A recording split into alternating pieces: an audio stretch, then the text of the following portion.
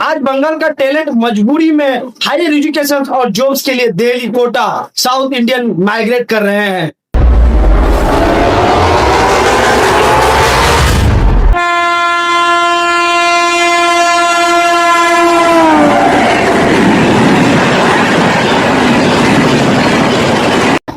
आदाब, नमस्कार दोस्तों। एक वक्त था जब कहा जाता था what Bengal thinks today India thinks tomorrow, यानी जो बंगाल आज सोचती है वो पूरे देश जो है कल सोचती है। ये नेताजी सुभाष चंद्र बोस का बंगाल था, ये रविंद्रनाथ टैगोर का बंगाल था। देश की एजुकेशन, आर्ट, कल्चर और इंडस्ट्रीज सब यहीं से चलती थी। लेकिन आज दिन थोड़ा दर्द करता है ये देखकर कि आज हमारा वही सोनार बंगला अपनी पहचान खो रही है। आज बंगाल का यूथ अपना घर बार छोड़कर ट्रेन की जनरल डिब्बों में भर भर कर केरल, महाराष्ट्र और बेंगलोर जा रहे हैं मजदूरी या आईटी जॉब्स के लिए। आगे हमारा वेस्ट बंगाल जो पूरा देश को रास्ता दिखाता था वो इतना पीछे कैसे छूट गया? खास करके साल 2000 के बाद ऐसा क्या हुआ जिसने हमारी इकोनॉमी की कमर तोड़ दी? क्यों आज बड़ी कंपनीज यहाँ आने से डरती है?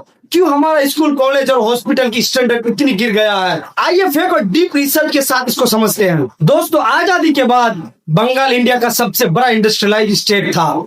टाटा, बिरला जैसी बड़ी कंपनीज का बेस यही था।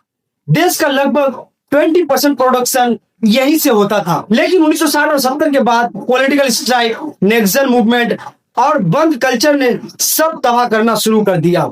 आमादर दाबी मानते होवे, चोलबे ना, हमारी मांग पूरी करनी होगी, ये नहीं चलेगा का नारों के बीच फैक्ट्री की मालिकों को डराया गया। रिजल्ट क्या हुआ? बड़ी कंपनीज महाराष्ट्र और गुजरात शिफ्ट हो गई। ये पहला झटका था, लेकिन सबसे बड़ा डाउनफॉल आना अभी बाकी था। साल 2000 के आसपास पूरी दुनिया में आईटी, इंफॉर्मेशन टेक्नोलॉजीज रेवोल्यूशन आया। इंडिया में सर्विसेज सेक्टर बूम कर रहा था। लेकिन उस वक्त बंगाल क्या कर रहा था? बुरा मत मानिएगा, लेकिन ये पॉलिसीज में उलझे हुए थे। उस वक्त की सरकारों ने प्राइमरी लेवल पर इंग्लिश एजुकेशन को रोकने जैसी गलतियां की थी, जिसकी असर एक पूरी जनरेशन पर पड़ा। जब बेंगलोर, हैदराबाद और पुणे आईटी कंपनीज के लिए रेड कारपेट बिछाया जा रहा था, तब बंगाल में बिजनेस एनवायरमेंटल हॉस्टाइल था। 2008 के सिंगूर टाटा नैनो प्लांट का प्रोटेस्ट ने पूरी कर दी थी।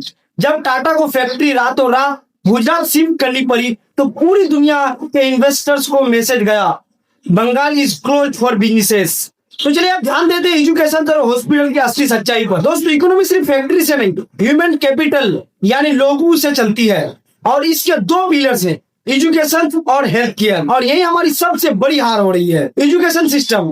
एक वक्त पर कलकत्ता यूनिवर्सिटी, जादवपुर और प्रेसिडेंसी पूरे एशिया में टॉप पर रहा था, आज भी है। लेकिन सिस्टम में इतना फ्लॉज आ गए हैं।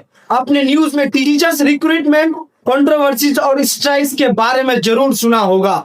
जब सालों तक मेरिट वाले बच्चों को जॉब्स नहीं मिलते थे, कोर्ट के चक्कर काटने पड़ते थे, तो उनका सिस्टम पे भरोसा उठ जा रहा था।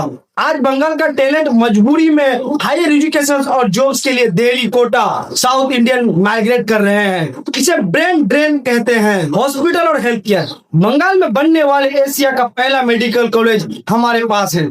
लेकिन आज ग्राउंड रियलिटी देखिए। हावड़ा से साउथ इंडिया, वेलोर, चेन्नई जाने वाली ट्रेन जैसे कोरोमंडल एक्सप्रेस हमेशा फुल क्यों रहती है? क्योंकि लोगों को क्रिटिकल बीमारियों के लिए स्टेट के हेल्थ इंफ्रास्ट्रक्चर पर अब पूरा भरोसा नहीं रहा।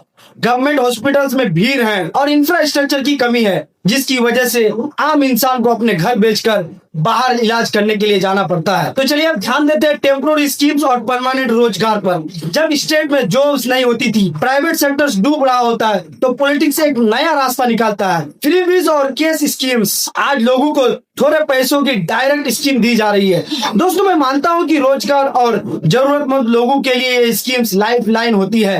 एक भूखे पेट के लिए राशन सबसे ज्यादा जरूरी होती है। लेकिन प्रॉब्लम यह है कि स्कीम्स डेवलपमेंट का सब्स्टिट्यूट बन गया है। अगर एक युवा को महीने का कुछ पैसा फ्री में मिले तो उसको टेम्पोररी आराम तो मिल जाएगी, लेकिन उसके आगे की जिंदगी कैसी कटेगी?